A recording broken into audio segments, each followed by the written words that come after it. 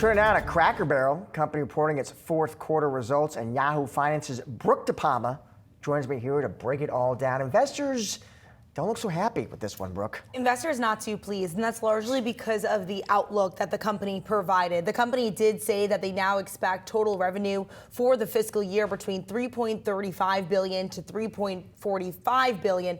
That, they said, assumes a comparable sales, or rather a comparable store traffic decline of between 4 to 7%. Now, this stock is something that has gotten so much attention in the last month alone. Shares are down about 20%, and that's largely because of the backlash that the company has gotten based upon their rebrand of the logo. They have since now returned, or rather returned to what was their prior logo, and also they pause on redesigns that the company has been undergoing. But keep in mind, earlier this year, the company was posting major renovation plans, major, new redesign plans, and really making a $700 million investment.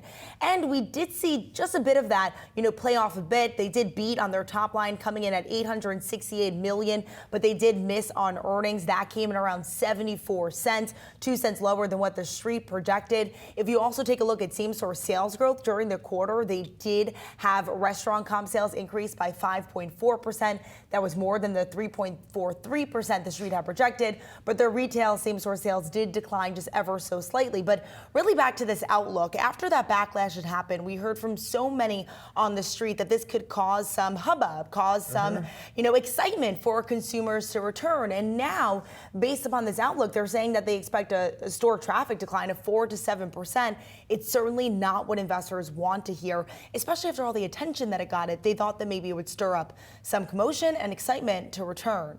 All right, we're down about almost 8% here. What are you listening for on the call? Well, we're really listening to how exactly the future of that $700 million redesign and next generation of Cracker Barrel will actually turn out to be, especially because now, one of those ways in which they were using that investment was towards the redesign of the restaurants and of the logo with the major marketing campaigns. And so I really think that investors right now are looking for some clear direction on how exactly this future design of Cracker Barrel will be. We know they put a pause on redesigns. We know they reverted to their old logo. So where exactly is that $700 million investment going? What does it look like?